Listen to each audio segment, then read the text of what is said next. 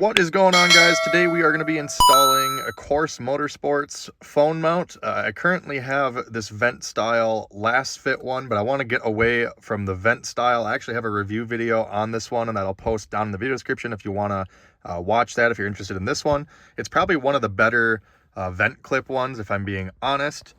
It does have a little support back here, and there's buttons on each side that you push, and it will automatically grab the phone and it wirelessly charges. The only thing I don't like is that no matter how good of a vent clip one you got, they always wiggle around a little bit, and I want something a little bit more stable. Also, I would like to be able to use my vent for heat, so I want to maybe put the mount down here or over here. I'm going to try this out both ways, but the Course Motorsports is what we're going to be installing today. So the tools you're going to want or need for this job are going to be an Allen wrench, which is provided with the Course Motorsports kit, so you don't have to worry about that. You'll need a 7mm socket, and then either a ratchet or a screwdriver, some sort of device that you can use that socket with. And then you'll also want a body panel trim tool or a panel popper tool, preferably plastic. Metal will work, but you have to be careful and use a microfiber towel if you're going the metal route. So I got the last fit one removed just for cleaner view here, and obviously I'm going to be removing it anyway. You're going to push and open this console right here, and then you're going to kind of just get your fingers under here, one hand here, one hand here, and just kind of pull straight towards you.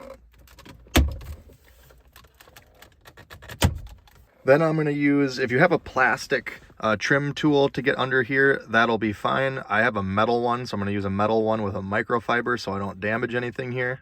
So again, plastic would be advised, but I'm going to put my metal one inside of a microfiber here, and then you're going to want to grab and pull with your hand outwards where you already have it loose, and then just get next to it and try to pry it out real gentle like. Just keep working your way around, all the way around the top.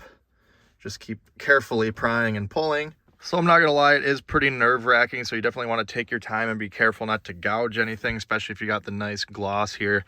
And it does get pretty tight once you get up to about this point. From here all the way to here is very, very tight, so be very careful. Take your time, just don't mess it up. Once you get it completely loose, you'll see there I have it loose. Now I'm going to set the microfiber down here, and I'm just going to set this, pull straight out because the vents will come with it. Just gonna let it sit there on the microfiber. Don't need to get it fully out of the way. So depending on what side you want to mount it on, you're gonna be looking at this screw right here if you want it on the driver's side. Or if you're going to mount it on the passenger side, which I think I'm probably going to do, is this bolt right here, that screw.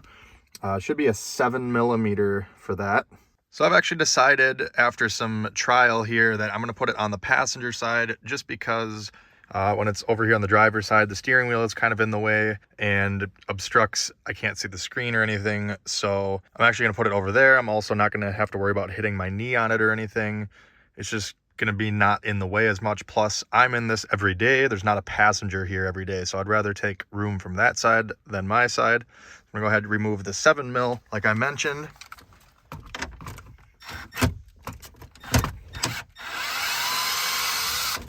Do not use an impact style tool on this because it is plastic. If you're gonna use anything, use a screw gun like I just did. Remove that.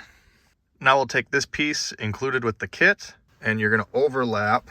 It's going to depend on what side you put this on, but on this side it's going to go just like this, and then I'll reinstall our screw through that piece. All right, there we go. You can see I have the screw started.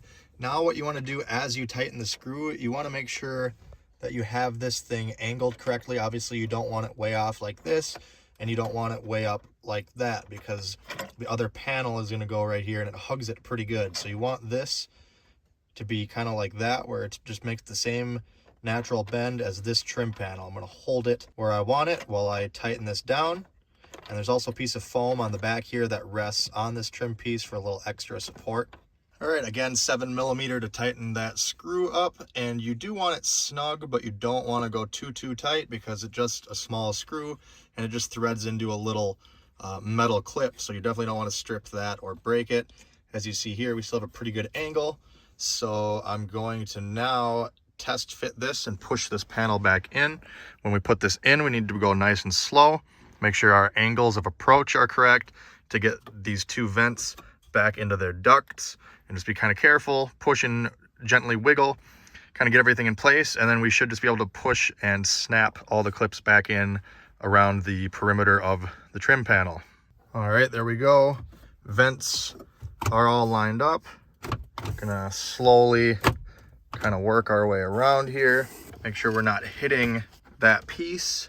You can kind of see these clips here where they need to go back in. So we'll just line up like this orange tab with that slot. As you see, it just fell right into place.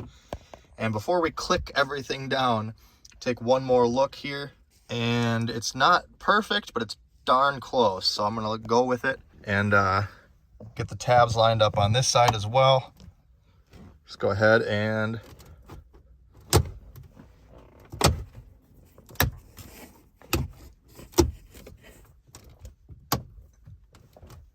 there will be multiple going around the perimeter, of course. Let's make sure you get them all. So now we're going to take this aluminum Allen ball socket that came with the kit, and that's going to thread on to this threaded stud right here.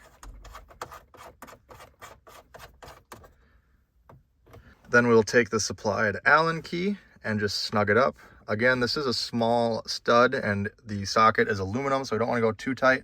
I also recommend supporting the bracket with one hand while you cinch this down with the Allen. That way it doesn't twist and tweak this bracket at all and pop your panel out right here. All right, once that's snug, you're going to install your base of choice. I have the most expensive one here. It is the one that automatically grabs your phone, has the button to release it. It works similar to the last fit one that I had down there. This one has a nice leather backing, nice soft backing to it. And this part on the bottom can pull in and push out to adjust for however big your phone is.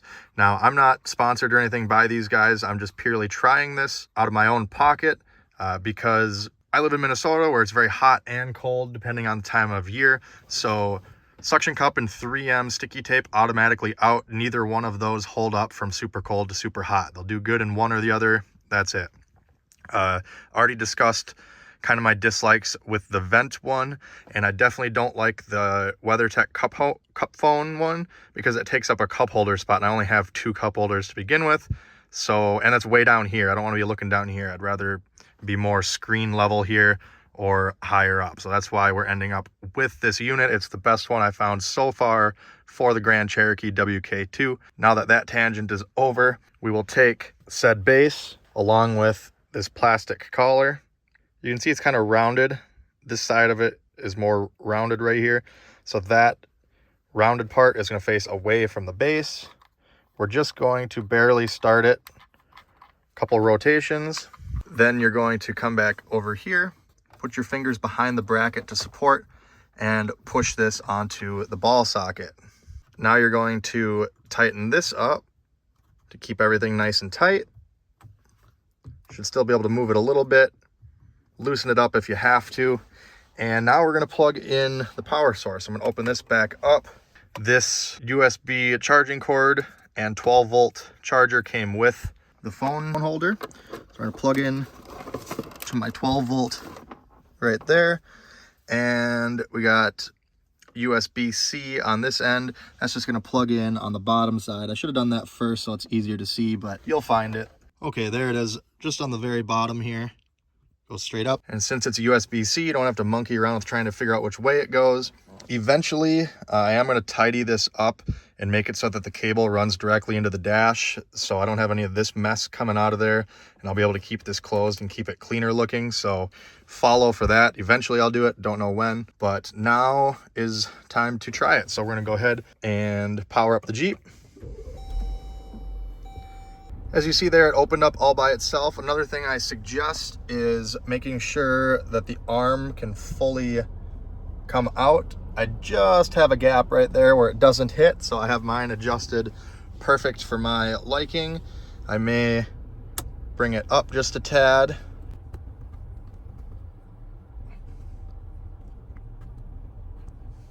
Now, if this charging head is not the kind you want, where the phone rests there and it clamps it, they do make two other ones. I think both of them are actually cheaper, one of them for sure. The normal one is just a magnetic phone mount base, and that is a non-charging one. It just simply holds your phone. It does not charge. That's the cheapest. Then they have another one that's magnetic, but it also wirelessly charges. And then the third one is this one, where it's non-magnetic, it clamps, and it wirelessly charges. I'll post all three down below. All right, so as mentioned earlier, there's a little button right here and a button on the other side. See, it was blue there for a second, then it changed to green. Both of them do that. I think it's just blue when it's powering up and detecting for a charge. Now you'll see, I'll put my phone on here.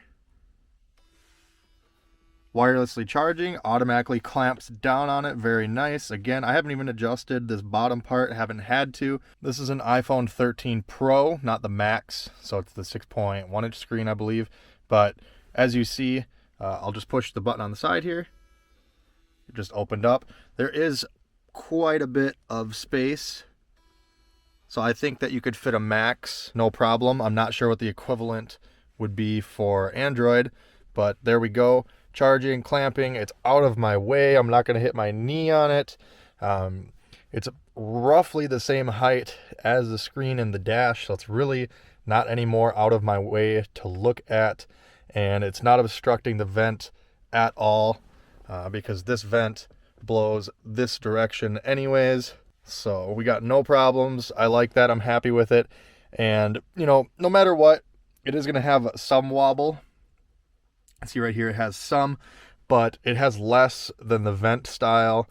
And for all the other reasons that I listed, I'm happy with this decision. So again, not the cheapest, but I will post this product down in the video description. This is now the next day. Been using it, well, actually it's been a couple days now. I've been using it for a couple days and I'm still pretty happy with it. Like I said, it is going to have a little bit of play. You're just not going to get it perfect when it comes to plastic. Even if this didn't move at all, you still get a little bit of flex out of the metal bracket. I mean, even with a RAM mount bolted to your dash, you'd still get some play. So you can only get so good, but it's really as good as you're gonna get it for something like this that actually mounts to the dash or the vent or something like that. The only thing that's gonna be more solid is maybe if you got the cup phone mount, but I've already explained why I'm not a huge fan about that.